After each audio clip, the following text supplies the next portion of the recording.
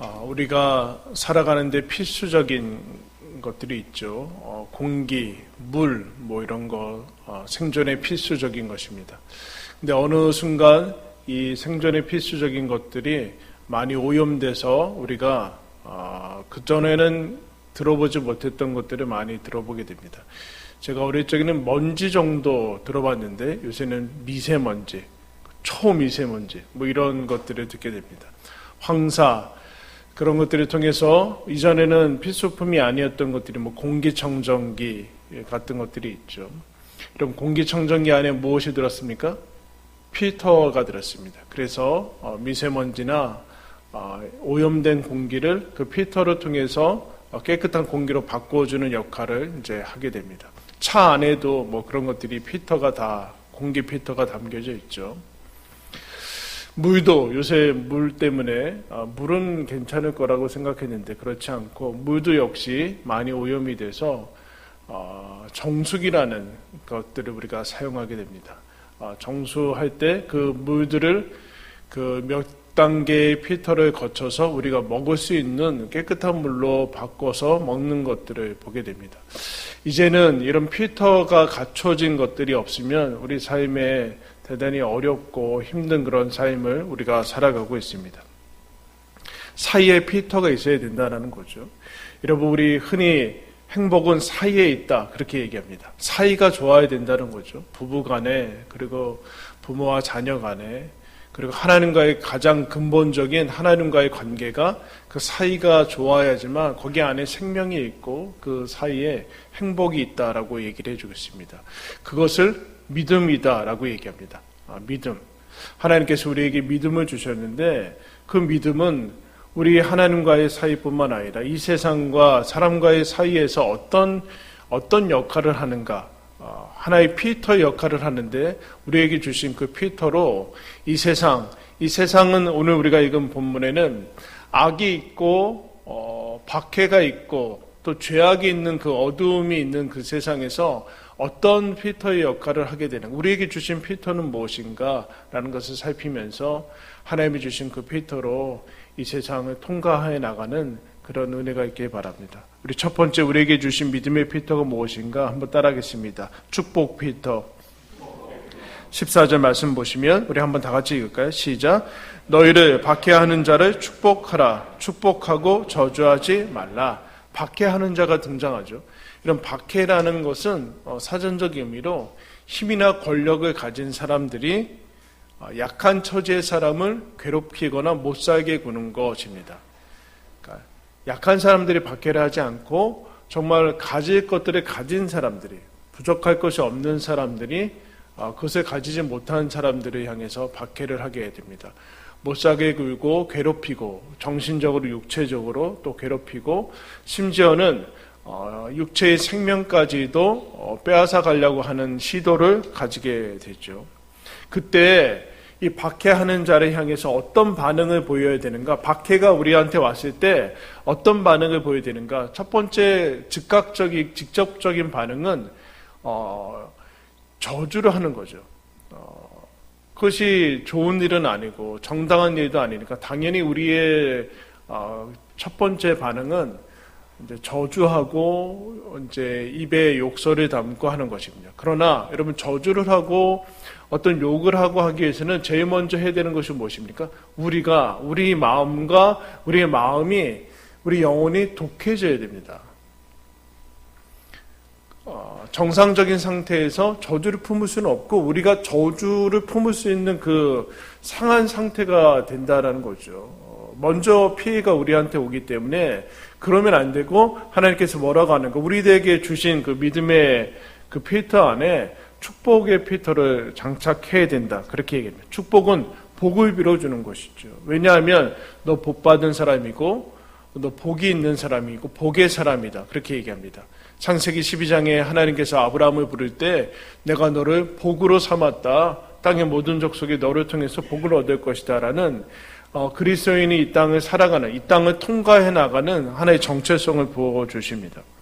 왜 그러는가? 박해하는 자가 왔을 때, 박해를 받을 때, 혹 그런 억울한 일을 당할 때 저주하지 말고 축복하라라는 것은 왜 그러는가? 박해자의 상태가 어떤 상태인가? 박해하는 사람의 상태는 사실은 하나님을 모르는 상태인 것이죠.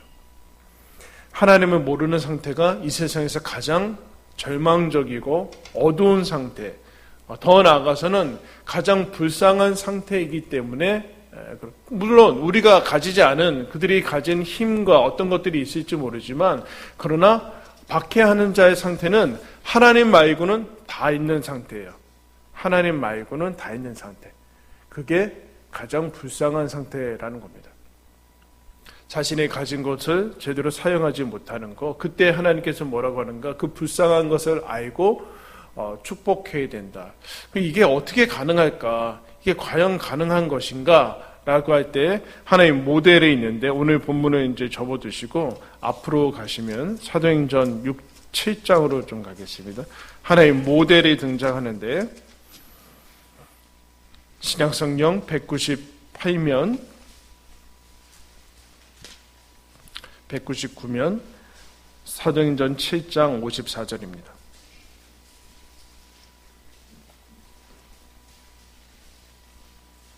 (7장 54절) 스데반이라는 성령 충만한 사람이 하나님 말씀을 전하고, 그 다음에 군중들이 스데반을 향해서 이런 반응을 보입니다. 그들이 스데반의 하나님 말씀을 듣고 마음에 찔려 그를 향하여 이를 갈거는 스데반이 성령 충만하여 하늘을 우러러 주목하여 하나님의 영광과 및 예수께서 하나님 우편에 서신 것을 보고 말하되 보라 하늘이 열리고 인자가 하나님 우편에 서신 것을 보노라 한데, 그들이 큰 소리를 지르며 귀를 막고 일제히 그에게 달려들어 성 밖으로 내치고 돌로 칠세, 증인들이 옷을 벗어 사울이라 하는 청년의 발 앞에 두니라. 그들이 돌로 스데반을 치니 스데반이 부르짖어 이르되 주 예수여 내 영혼을 받으시옵소서 하고 무릎을 꿇고 크게 불러 이르되 주여 이 죄를 그들에게 돌리지 마옵소서, 이 말을 하고 자니라. 스데반이 하나님의 말씀을 전할 때 그들이 스데반을 향해서 살기를 가지고 이를 갈았다라고 얘기합니다. 주변에 둘러보면 스데반을 죽이려고 돌을 든 사람들밖에는 없어요. 박해하려는 사람들밖에 없죠. 이때 스데반이 무엇을 합니까? 행동을 하늘을 주목했다 그래요. 여러분 지금 오늘 날씨가 좋죠? 그 하늘을 봤다라는 얘기 아니에요.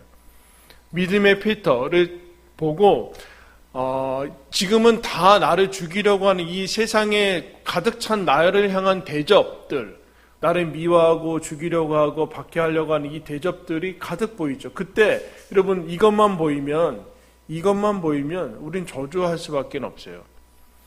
그리고 더 나아가서는 왜 하나님이 나를 하나님 말씀 전했는데 이 정도 대접을 해주시냐라고 시험 들 수밖에 없죠. 근데 스데반은 그러지 않았습니다. 이 사람들이, 이 세상이 나를 향해서 죽이려고 하고 박해하고 그것은 하나님의 대접은 아니다. 하늘을 열어 눈을 들어 하늘을 주목해서 보니까 예수님이 서 계시고 하나님 보좌 우편에서 일어서 계신 것을 봅니다. 무슨 얘기예요? 스데반을 응원하고 있는 거죠. 스데반을 응원하고 하나님께서 스데반 편을 들고 계시는 것을 보게 됩니다. 그래서 군중이 큰 소리로 돌을 들어서 다가오면서 던지고 심지어 죽을 때 뭐라고 합니까? 축복하면서 죽죠.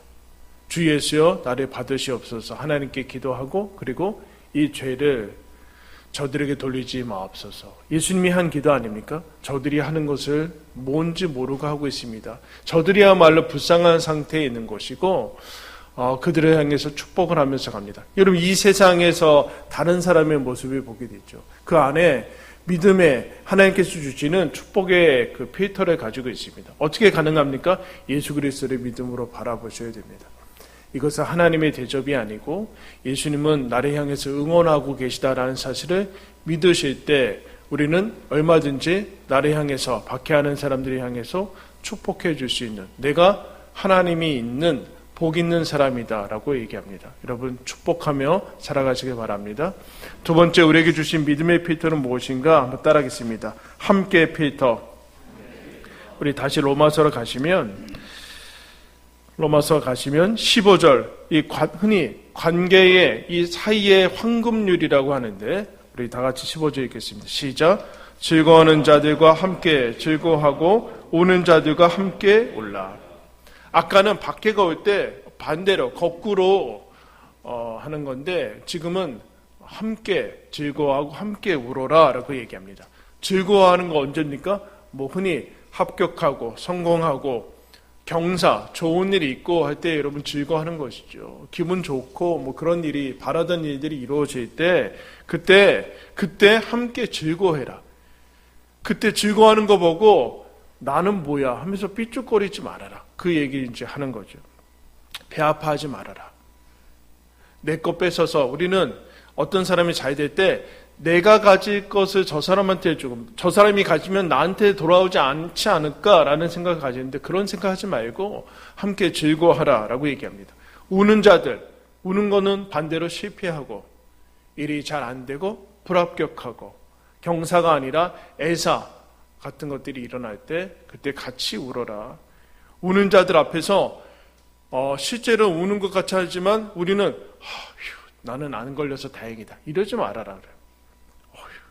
그래서 우는 자들 속에서 자기 위안에 빠지지 말아라. 자기 위로로 빠지지 말고 그때 그 사람들이 사실 우는 것은 싫죠, 여러분. 우는 걸 좋아하는 사람은 별로 없어요. 특히 옆에서 주변에서 우는 거를 좋아하는 것은 싫죠. 왜냐하면 나도 못난 것 같고 나도 이 불행에 빨려 들어갈까봐 불안하기 때문에 거기에서 우리는 자꾸 벗어나려고 하는데 그때 그 못남에서 부각되려고 하지 마라. 그 얘기를 이제 합니다. 즐거워하는 자들과 함께 즐거워하고 우는 자들과 함께 울라는 얘기는 이런 얘기예요. 한번 따라할까요? 같은 소리를 내라. 같은 소리를 내라. 울 때 같이 울고 웃을 때 같이 웃어서. 공명이라고 하죠, 흔히. 울 때 웃고 잘 됐다. 그러지 말고 또 막 사람들 기뻐하고 좋은 일 생겼을 때 자기 혼자 울고 그러지 말아라. 여러분, 그래서 어떤 사람이 물었어요. 어느 게 더 어려울 것 같아요? 남이 잘 될 때 기뻐하는 거랑 남이 안 될 때 우는 거 언제 더 어려울 것 같아요? 잘 될 때 진짜 기뻐하는 게 어렵죠. 그죠? 진정으로 기뻐하는 거 어렵죠. 그러면 이 같은 소리를 내기 위해서 공명하기 위해서는 어떻게 해야 되는가? 라고 할 때 16절에 이렇게 얘기합니다. 서로 마음을 같이 해라. 잘 될 때, 잘 안 될 때 나와 비교 모드로 들어가지 말아라. 나는 왜 이 모양이야? 나는 왜 안 줘? 나는 다행이다. 이런 비교 모드로 들어가지 말고 쉽게 얘기해서 같은 마음을 품으라라는 얘기는 연결해라. 네 가족이야. 네 가족이다. 여러분 자식이 잘 될 때 부모가 그 열등감을 느끼며 왜 쟤는 잘 될까? 이럽니까? 기뻐하죠. 안 될 때 자기가 닥친 것보다 더 아파하는 것이 부모의 마음 아닙니까? 왜 그럴까요? 연결이 돼 있기 때문에 연결이 돼 있다. 이 같은 마음을 품기 때문에 그런 거예요. 같은 마음.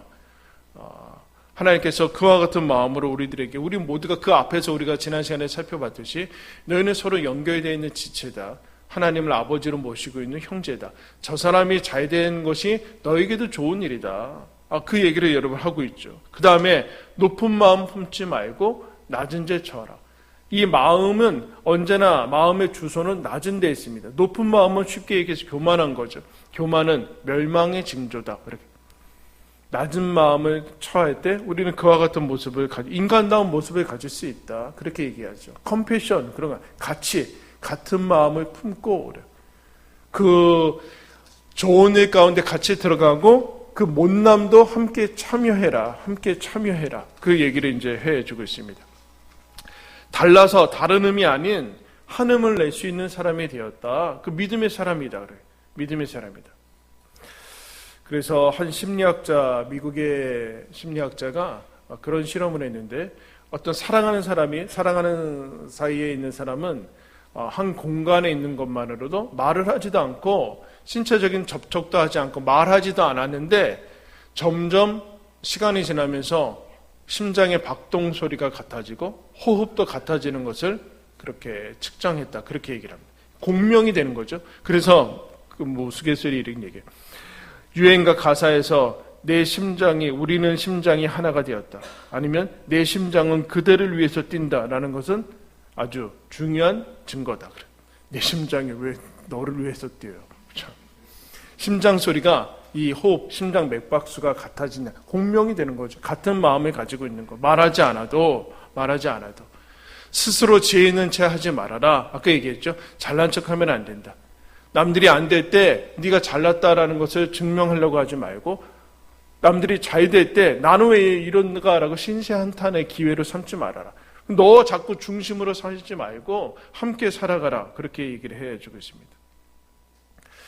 관계훈련이라는 책에 보면 어떤 한 작가의 예를 드는데, 앤 라모트라는 작가가 자기한테 가장 힘든 일 중에 하나를 이렇게 얘기했지만, 제일 힘든 일 중에 하나는 내가 아는 가장 형편없고도 자격 없는 작가들, 다시 말하면 내가 아닌 다른 작가들은 다 형편없고 별 일 없는데 그들이 가장 화려한 성공을 얻는 것이 나한테 힘들다. 질투라는 것이죠.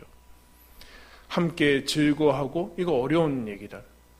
더 나아가서 남들이 슬퍼할 때 기뻐하는 거, 이거 이제 독일어의 샤덴프로데라는 말이 있는데, 이거는 악의적인 기쁨이라는 거예요. 아까 얘기했지만, 잘 됐다. 그렇지, 너 그럴 줄 알았어. 그래서 남들이 울 때 가서 설명하려고 하지 말고 같이 그냥 울어줘라 그래요. 가서 울 때 잘 안 돼. 겉봐 내가 이렇게 했잖아. 이런 식으로 설명해주고 조언해주고 지적을 해주고, 가서 설교하지 말라는 얘기. 같이 울어주라. 그러면서 옛날의 지혜, 옛날의 철학들, 지금도 마찬가지고, 시중에 있는 그런 종교들은 초연해라. 어차피 다 지나갈 거다. 기쁜 것도 지나갈 거고 슬픈 것도 지나갈 거다. 그러니까 너무 연연하지 말아라. 초연해라. 근데 하나님은 그렇게 하지 않고, 즐거워할 때 즐거워하고 울 때 울어라. 이렇게. 즐거워하는 것도 너무 즐거워하지 마. 마치 사람이 아닌 것처럼, 도통한 사람처럼 살지 말고 같은 마음을 품어라. 그렇게 얘기합니다. 찰스 다윈 진화론자는 이렇게 얘기합니다. 눈물은 우리가 바다에서 짠물에서 살 때 그때 유용했기 때문에 눈물이 나는 거지 아무 무의미한 것이다. 그런데 그래서 예수님이, 전능하신 예수님이 나사로가 죽었을 때 가서 뭐 했냐, 야 걱정하지 마, 내가 가서 무덤에서 빼줄게.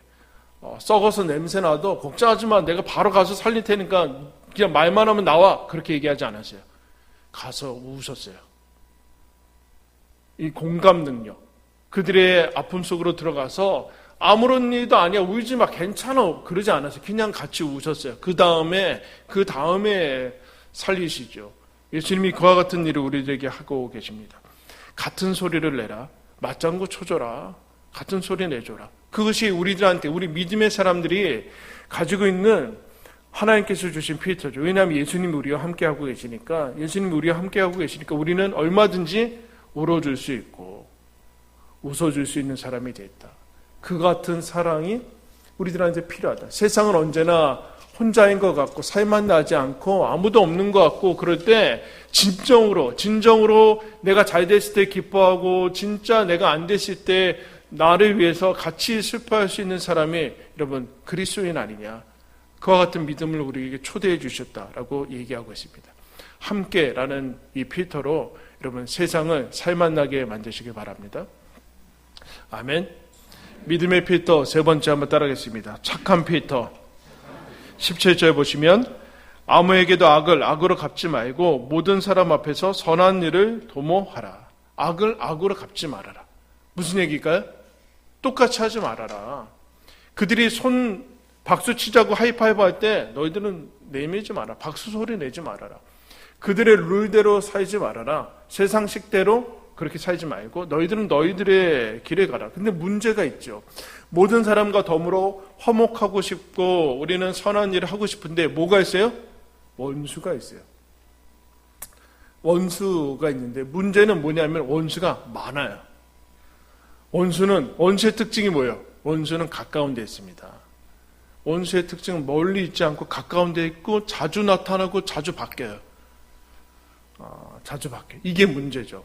나는 잘 지내고 싶고 착하게 살고 싶은데 원수가 계속 나타나고 바뀌고 가까운 데 있으니까 나는 저 원수 때문에 제대로 살 수 없어 라는 핑계를 댈 수 있는데 하나님께서 그때 그렇게 하지 말아라. 악을 악으로 해결할 수 있을 거라고 하지 마라. 저 사람 때문이라고 하지 마라. 그러면 어떻게 하는가? 하나님께서 19절에 이렇게 얘기해요. 내 사랑하는 자들아, 너희가 친히 원수를 갚지 말고 하나님의 진노하심에 맡기라. 기록되었을 때 원수가 없는 것이 내게 있으되 내가 갚으리라고 주께서 말씀하시니라. 너희는 하나님께 맡겨라. 원수가 없는 것은 하나님의 일이다. 그래. 너희들의 일이 아니다. 왜 그럴까요? 우리가 원수 갚으러 갈 때, 원수를 갚는 일을 할 때 우리의 일은 빈다라는 거예요. 원수 갚는 일에 우리가 집중할 때 우리의 인생을 걸어가지 못하고 이탈되게 되고, 사실은 우리의 길을 이탈시키기 위한 유혹이고 여러분 시험이죠. 하나님은 하나님께서 그것을 하실 것이다. 너는 하나님이 주신 길을 가라. 선한 길을 가라. 너희들은 착한 사람으로 부름받았다. 그 길을 가라. 악인 때문에, 악 때문에 결정하지 마라. 영향받지 마. 악에 영향받지 마라. 근데 악이 오면은 우리가 저거를 갑자기 내가 해결하려고 갈 때 영향을 받는 거죠. 영향. 그래서 홧김에 악 때문에, 나쁜 사람들 때문에 중요한 결정을 하지 말아라. 여러분, 요셉이라는 사람이 형들에 의해서 팔려갑니다. 인수매매를 사실은 죽이려고 했는데 안 죽어가지고 애굽에 팔아버리는데, 그 수많은 세월에 요셉이 이 억울한 일을 어떻게 감당합니까? 나중에 애굽의 총리가 되었는데 그때 형들을 만나고 형들은 두려워서 떨고 그랬는데 형들한테 뭐라고 합니까? 두려워하지 마십시오. 무서워하지 마십시오. 당신들이 이곳에 보낸 것이 아닙니다. 그런 얘기. 이곳에 보낸 것은 당신들이 아니라, 당신들 때문에 온 것이 아니라 하나님이 저를 이곳에 보냈습니다. 그런 얘기를 해요. 악이잖아요. 형들이 악을 분명히 행했는데 하나님께서 그 악을 선으로 바꾸셔서 모든 사람의 생명을 구하게 하셨습니다. 하나님이 여기를 보내셨습니다. 여러분, 여기 하나님이 보내셨죠? 악한 사람들 때문에 피해 온 거 아니잖아요. 우리 그것 때문에 온 거 아니에요. 하나님 때문에 우리 여기 와 있는 거예요. 그 얘기를 지금 하는 것이죠. 너희들 악한 것 때문에 영향받지 말아라. 악 때문에 뭔가를 선택하지 말아라. 악 때문에, 악이 없었으면 그냥 직진했을 텐데 악 때문에 저거 악 해결하려 옆길을 갈 생각하지 말아라. 없는 것, 그건 하나님께 맡기고 너희들은 너희들의 길을 가라. 하나님이 우리의 보호자니까 그건 하나님께 맡기고 내가 책임질 테니까 너희들 공부나 해라. 그 얘기하는 거예요. 공부나 해라. 더 나아가서 하나님이 뭐라고 하는가? 원수가 줄이거든. 원수의 악을 갚지 말고 저주하지 말고, 그뿐만 아니라 원수가 줄이거든 먹이고 목마르거든 마시게 하라. 그래서 숯불을 그 머리에 쌓아두라. 이게 무슨 얘기예요? 원수가 아닌 것처럼 대해라 라고 얘기를 하는 거죠. 원수가 아닌 것처럼 대해라. 너희 페이스를 유지해라. 네 페이스를 유지해라. 그 사람 때문에 조건부로 살지 말고, 상황에 좌우되지 말고 그냥 쭉쭉 가라. 너는 너희 맛을 내면서 가라. 그 얘기를 하는 거죠. 근데 우리는 이렇게 생각하면 손해보는 것 같아요. 원수들한테 먹이고 입히면 손해보는 것 같아요. 그러면 이 얘기하는 거죠. 그들을 먹이고 입힐 때 머리 위에 숯불을 쌓아놓는 거야. 한 방에 가게 만드는 거예요, 여러분. 숯불 쌓아둬가지고, 사람 위에 숯불 쌓아가지고 불 붙여가지고 한 방에 가게 하는 거다. 그 얘기는 복수하는 거예요. 그 얘기 아니라, 왜 하나님께서 우리들한테 이 얘기를 하시는가 라고 할 때 잠언의 말씀을 인용했는데, 잠언 말씀에 이런 얘기예요. 너희들 원수가 이제 배고프면 먹이고 목마르면 마시게 해서 숯불을 머리에 쌓아두라는 얘기는 하나님께서 갚아주실 것이다. 무슨 얘기인가? 원수 갚는 데 초점이 있는 게 아니라 이거 상 받을 기회다. 고급 과정이다. 그래. 상 받을 찬스다. 고급 과정이다. 이게 무슨 얘기인가? 예수님이 이미 이 얘기 하셨어요. 그래서 한 군데만 더 짰죠. 마태복음 5장에 가겠습니다. 복음서 앞에, 신약성경 앞에 마태복음 5장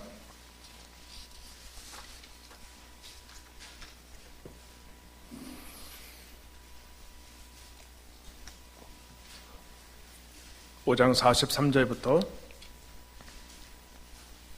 48절까지입니다. 신약성경 7조 43절부터 48절까지 제가 읽겠습니다. 또 내 이웃을 사랑하고 내 원수를 미워하라 하였다는 것을 너희가 들었으나 나는 너희에게 이르노니 너희 원수를 사랑하며 너희 박해하는 자를 위해서 기도하라.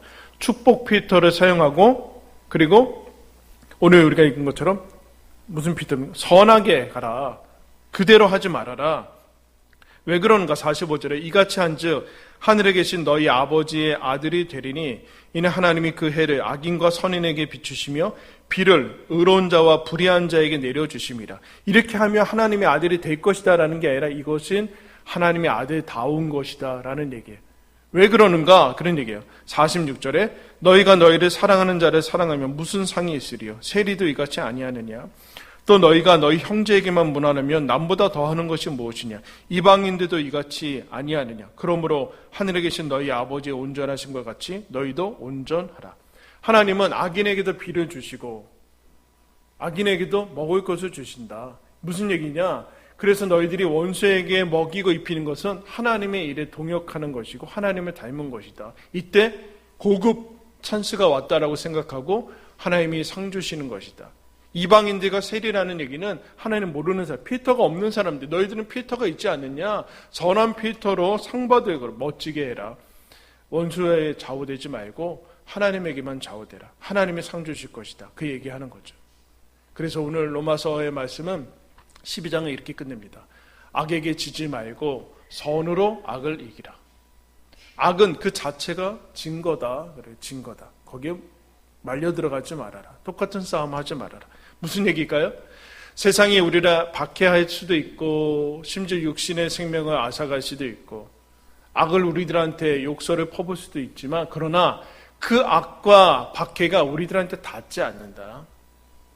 우리를 통과하기 위해서는 하나님을 먼저 통과해야 된다. 하나님이 우리와 함께하고 계시지 않습니까? 하나님 아버지, 예수 그리스도, 성령께서 우리 삼위일체 하나님께서 우리를 둘러싸고 계시는데 우리에게 닿기 위해서는 하나님을 먼저 이기고 와야 된다. 그 얘기하는 거야. 하나님을 통과하고 와야 되는데 하나님이 이길 존재가 어디 있어요?